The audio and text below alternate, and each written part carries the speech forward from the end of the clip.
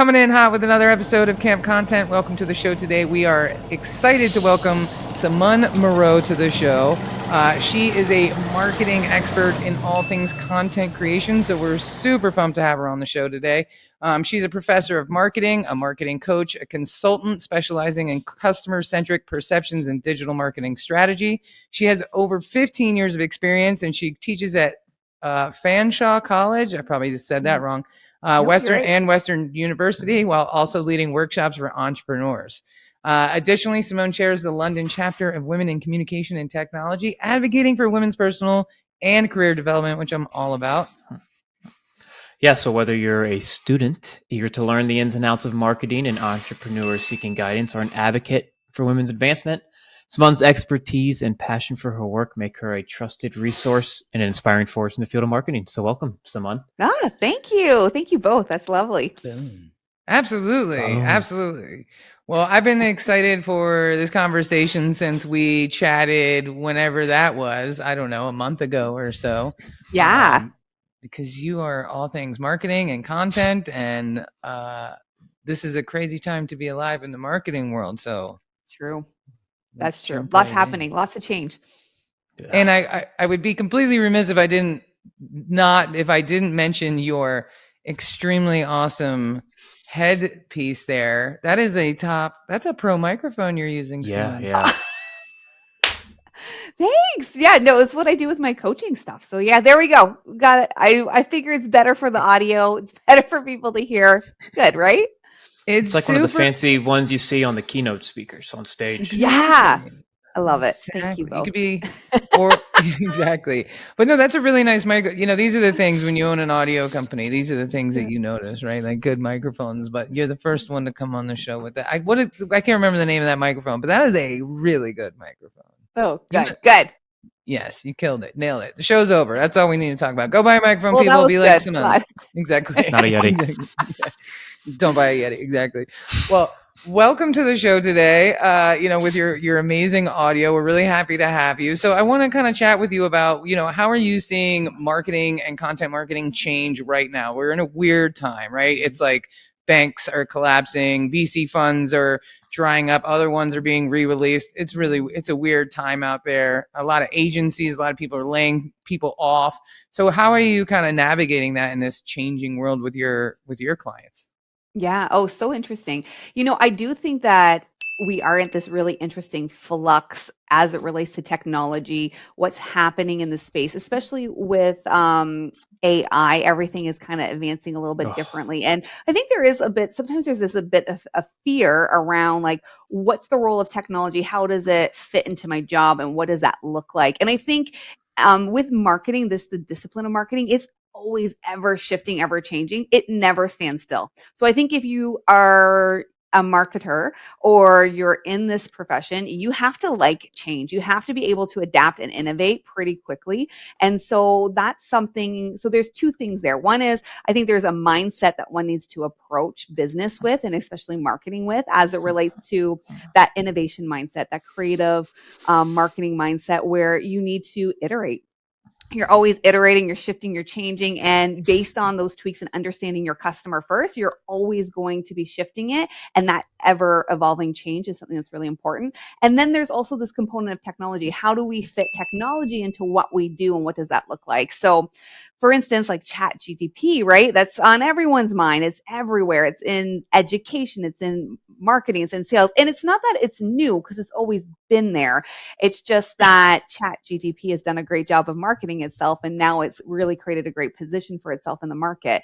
So when we think about AI, how do we use that to complement what we do? I don't see it replacing that thought process, you as the business owner owning and understanding your customer and understanding your product and making those connections, but it's there as like a foundational support system that can help you do your job and really be a layer in that process.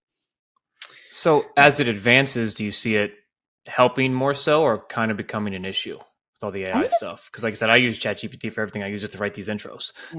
Yeah, So they sound absolutely. good and are correct. I think it's supporting. I think it can be a supporting system. I really do. And everyone that I talk to, like in industry too, they say, the truth is we have to embrace it. It's just like, there's this thing called the internet. And when Google came on with a search queue, it really rocked everything as well, because people were like, oh, what do you mean? Especially in academia, right? Where people are like, wait a second, we don't go to the books there. You can now find things online. It's still that same idea. And I think if we embrace it and use it as a foundation, what ChatGPT will never replace is critical thinking. Right. It's never going to replace critical thinking. You, as the owner of your business, still need to do your due diligence and understanding the proper resources, ensuring that the information is still correct. We can't take what it gives us at face value, right? Because it scours the internet for all this information, and there's so much fake news. There's so much information out there. We still have to do our due diligence in terms of critical thinking to understand and vet the resources that are there to ensure it's still correct, right? I'll give you an example. There was somebody who was going to be doing a presentation, and they had created a bio using ChatGPT, right? And we're about to go up on stage, and I was with this person. It wasn't my bio, it was somebody else's, and they kind of said, okay, I got your bio, this is what we wrote. And the person looked at it and said, this has nothing to do with me. This isn't what I did. Because they didn't check their sources, they didn't actually validate it, they didn't do it. And so it's so easy to think that we have this like great thing that's going to save us time, but we still have to do our due diligence in terms of really making sure we check our facts, and we are the ones that have the critical thinking. We still own our business at the end of the day. We still own the content that we put out, regardless of how we get it.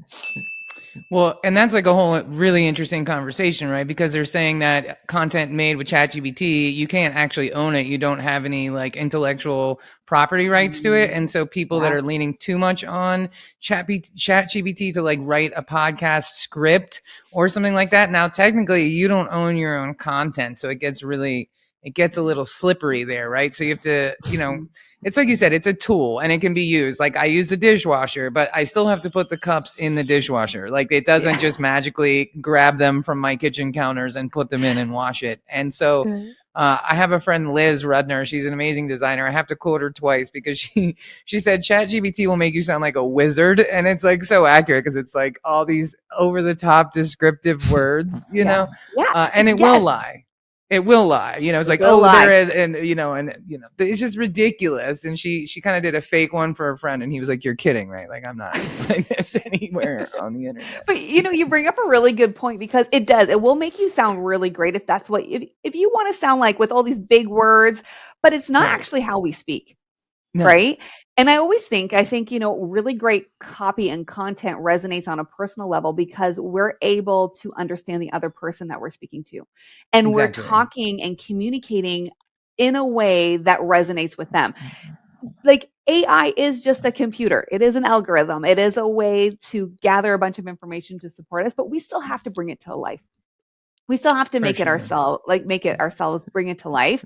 And just as a professor, I read a lot of stuff. I get my students to write copy all the time and try to change it based on, writing web copy versus writing email versus writing a post. And I always sort of laugh a little bit because, what happens is that, ChatGPT is like perfect, like grammatically perfect. And it always is. If you notice, it comes in like those perfect blocks of paragraphs. But who speaks like that? No one right. So like, how do we make that still our own, right? Well, and to quote Liz again, she posted on LinkedIn like this graphic that said, "Don't worry, designers, ChatGPT or AI won't replace us because the customer or the client still needs to know what they want." I was like, "Oh, okay, that's Liz so is spicy," brilliant. But I love it. I'm like, it's so accurate because you have to know what you want to put in the prompts to get the result you want. And as you know, most clients have no idea what they want because that's why they hire us, though, right? Like that's the whole point, You're so right. Your friend Liz is brilliant because I love that quote. Genius. I'll introduce you via email for sure. Yeah. Okay. She's brilliant. Like because it's so true. Because one minute they're like, "Oh, I want this," and then if they're unsure, and I think that does go back to being like the owner of your business. At the end of the day, it is still your business. You have to understand your customer. You have to understand their pain points. You understand the service. And because if you don't know that, no matter if you put it in ChatGPT or you're doing it yourself, your message will fail when you don't know your client and you don't know what their need, right? Absolutely. Absolutely. Interesting. Yeah, especially after the new Black Mirror season came out, and the one episode is all about AI, and it's just so terrifying. But Is it? Oh, I don't watch that show. Now I'm going to have to it's watch great. it. Oh, you It's got to good. watch it. Oh, it's so good.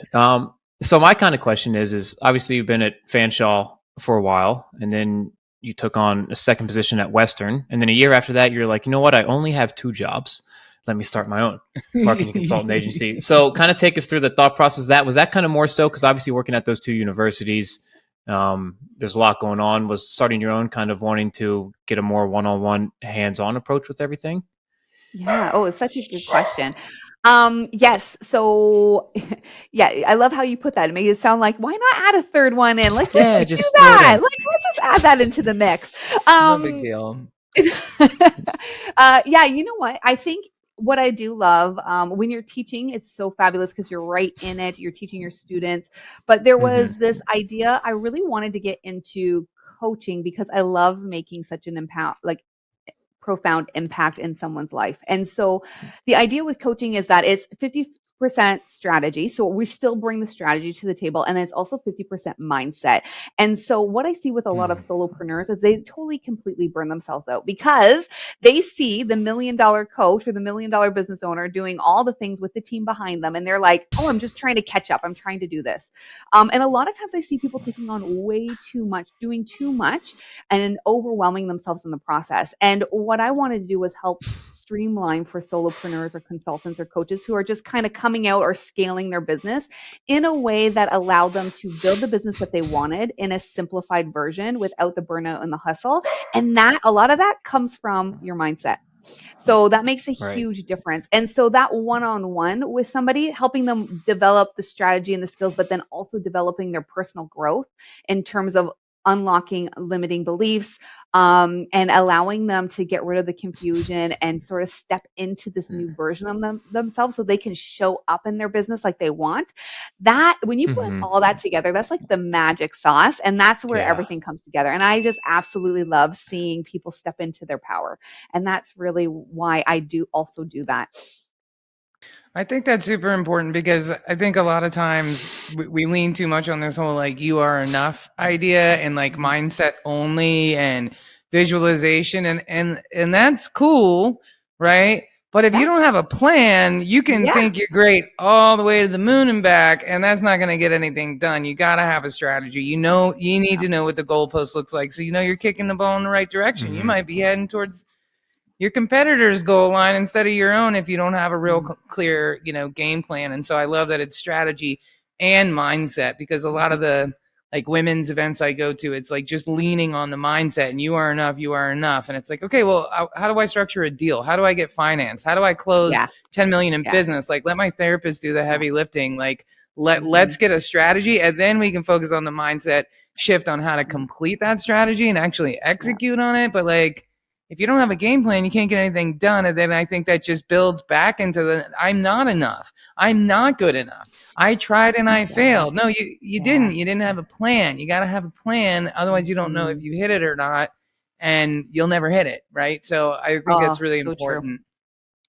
Yeah, I'm with you. And that's what I find. I find people get into that spot, that like mix around where they do exactly that. They what I often say to my clients is like, it's not a you problem, it's a business problem. Right. Usually. Right. And like if we take that out and we focus on the business problem first, and we take out some of the other stuff, right? And we just look at the numbers, we look at the plan, we look at what's working, what's not working, and we assess from that lens based on putting the customer first, then we're able to make really strong decisions to move your business forward. What tends to happen though is we do this, and I'm guilty too, right? I'm just like human here, all the things, but it's easy to sometimes when we do or do not do something, we're like, oh man, I didn't do that right. Oh, I'm not doing this very well. Or like, yeah, it's about me. Oh, I failed. Like to your point, I failed. I can't do this. Like I'm not able to do this. That's when the mindset comes in where we're like, okay, like let's work on that, but also see the data for the data and let's move that forward. So I'm totally with you. Exactly. I love that because, I have another friend, Marianne Lombardi, who I'll quote, and she says, it's not failure and success, it's test and retest. And I thought, what a great What a great way to spin that, because it's Yeah. not a failure. You're Love just it. testing something. Yeah. It didn't work. Test it a different way. Like you don't have to personalize it. It's just that thing didn't work. That math number didn't compute. Try some other Hmm. numbers, Yeah. And that's what makes So marketing so great. I always find that to be the thing is that um, that is truly, when you think about the best marketing, that's the iteration that they had to do all throughout to get to the goal, right? They tested, retested, tested, retested, tested, retested. And then they finally are like, oh, I got the exact right segment. I got the exact right copy. I got the exact right everything. And they figured it out. And it's based on that they were able to create really great revenue. But we have to go through that iteration process, and it's sort of funny how we don't embrace that sort of learning process, right? We think that it means something about us, or that we're not doing it right, instead of it's just part of the journey. It's something you don't interesting. know, right? Like I'm no Julia Right. Childs. I can't make a flambe. You know what I'm saying? But give me a recipe book, I'll figure it out, right? But it doesn't Right. mean I'm any less than. It's just not in my skill set. So how do you handle, because right now I think there's this huge misconception, and you kind of touched on it a little bit, about like doing all this and having all these funnels and doing webinars and all these people with teams, and I just think it's all a trap. I hate this whole funnel shite, honestly. It's like it's too much pressure for people, and to have a funnel, it implies you have a large amount of traffic that you're funneling into a smaller amount of traffic, and to have a large amount of traffic you need to spend money on ads, and like that's not necessarily it, right? And I think it's very overwhelming for people. And I need to be on this platform and that platform. But then they don't even have a CTA. They don't even have a landing page. Yeah. They're so focused on the visibility, but they're not focused on the, like, well, who do I actually want to work with? And am I going to get clients from there? So how do you deal with that with your clients who come in and go, I have a Facebook Yeah. group, that's my biggest pet peeve. I'm like, please stop creating Facebook groups, like, for the love of God. And stop call them a Facebook group, not a community, because it's a disservice to actual communities. There are some great Facebook communities, but there's a lot of them that are just like a sales push, right? So how do you deal with your clients who are like, somebody told me to do this, and somebody told me to do that, and I'm doing this and I'm doing that, and I'm saying, like, how do you wrangle all that? Yeah, so I tend to first it happens all the time, right? They're like, okay, let's bring it all in.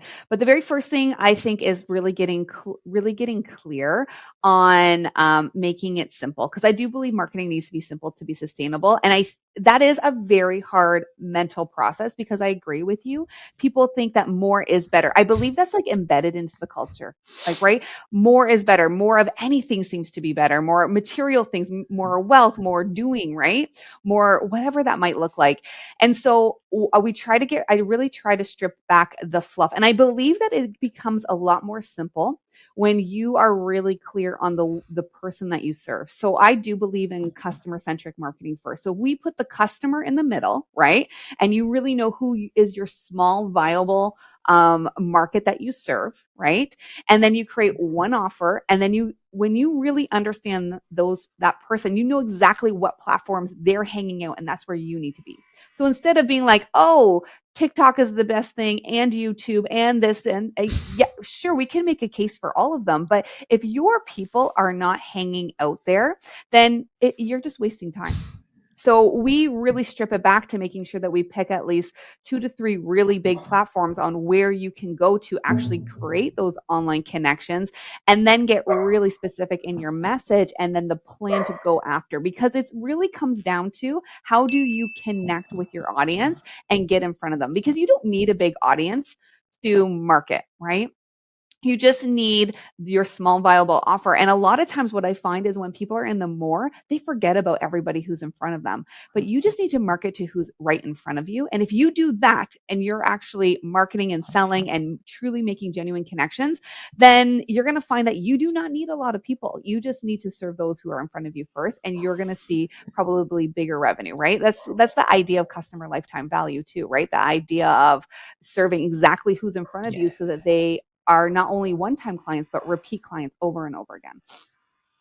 Amen, sister. Let me tell you, because and I think it could be very misleading. Like, who are you talking to? And like, you're falling for these traps and like these like one-line LinkedIn posts that are like 17 separate line breaks. It's like people emulate, what they see, but they're not looking at the data to see if those 1,200 comment LinkedIn posts actually generate a discovery call or not, right? Like they Yeah. just see it working, and so they do the same thing. And even me, I was reminded of this recently because I've been more consistent with the newsletter, and I'm old, right? I'm 47, so I'm like, a newsletter Oh, needs to you're have not old. Look at I'm you. old enough to be somebody's sister, but I think newsletter, and I think it has to have a recipe in it, and a picture and a personal moment, and it's like, no, man, that's the 90s. That's like a whole different era, right? Like that's not what it needs to be. And so I've just been trying to, a couple paragraphs, something helpful, and keep it moving.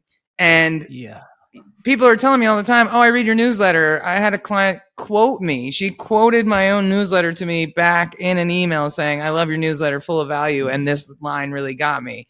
And it's just a good reminder How that, awesome like, is that? Yeah. right, like the internet's not reading my newsletter. My clients are.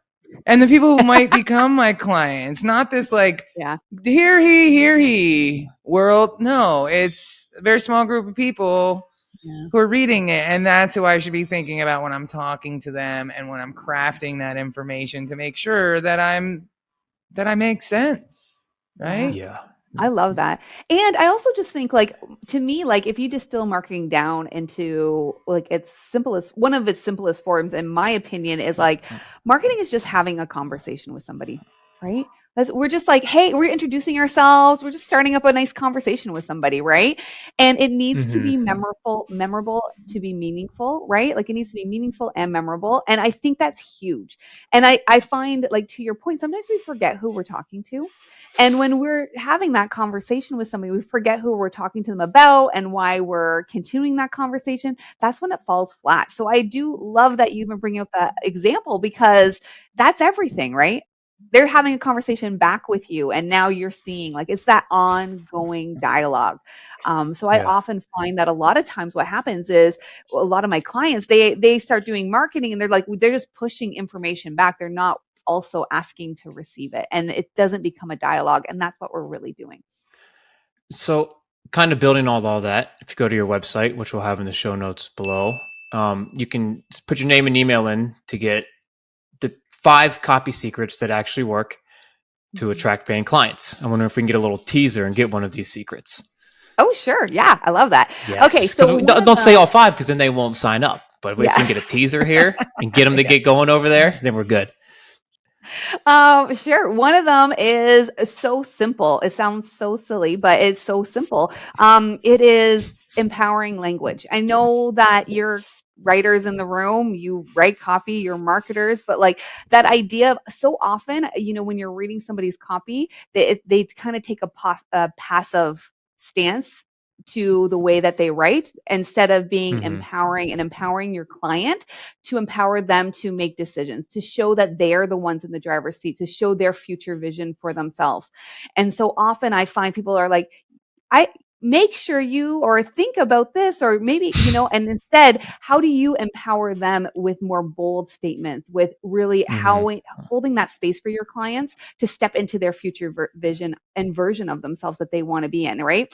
You're having a conversation with them. You're letting them know it's possible that they can go out and start this business and start this new life. They know it's possible that they can leave their, job and live in this beautiful tropical location, and right, they want to know that they can solve and repair their marriage. They want to know that they can have a better relationship with their teens. They want to know what's possible. So when we're not being empowering in the way that we communicate with our clients in our own marketing, then our clients don't see it in themselves, and so therefore they don't take the action. So that's one of the tips, in terms of just really having people audit their copy in a way that allows them to do that.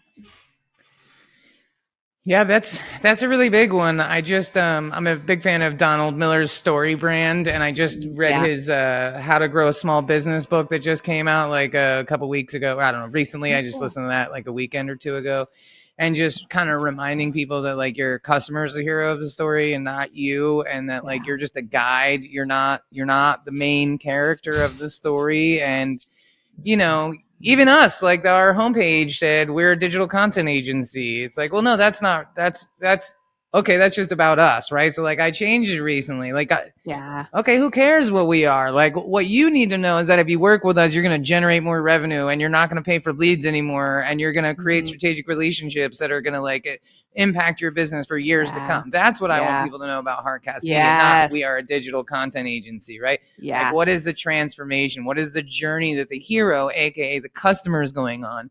I am not the hero. I'm the guide. I'm the quiet, weird guide in the corner. You know what I mean? Just helping you make better decisions, but I'm not the hero. And I think that we lose touch of that a lot, right? Like as businesses and their marketing and their language. And I mean, even these LinkedIn posts, I mean, they just bother the heck out of me. I'm not going to lie, because I feel like it just feels so self-important and they're so long. And I'm like, are you paying me to read this? Because this feels like a job, you know? And it's always about them. Right? You ever notice that? All those long LinkedIn posts. Oh, I never knew this would happen to me until space. I never knew this, or I didn't realize. It's always me. Right? And there's no, like, who are you talking to exactly? Right? Like who is this for? It's so true.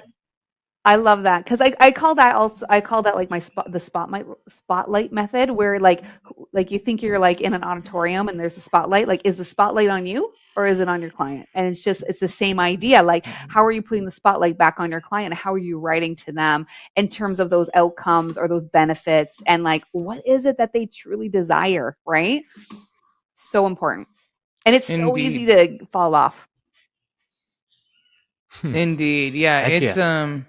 It's a good lesson to learn. Yeah, if anybody's looking, the How to Grow a Business or Small Business by Donald Miller that just came out, he actually recaps the story brand, like 7 steps in that. And he says he might even summarize that book better in that chapter than when he wrote it, because it's been so many years. So if anybody's interested in that, that's a great book to check out, because it's short and sweet and very informative for sure. Love that.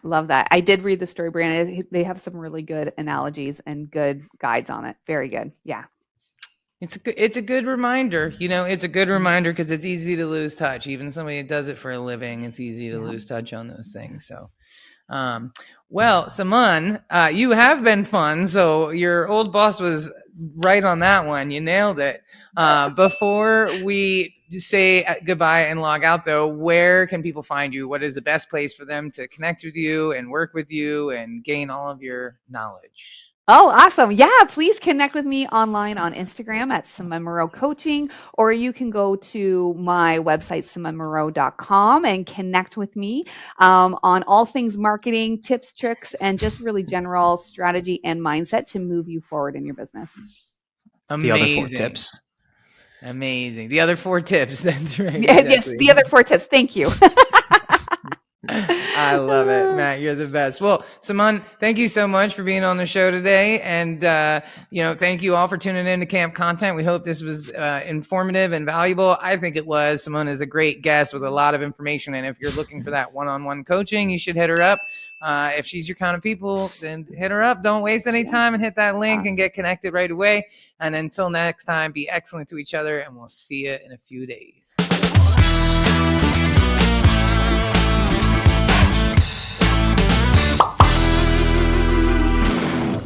Produced by Heartcast Media.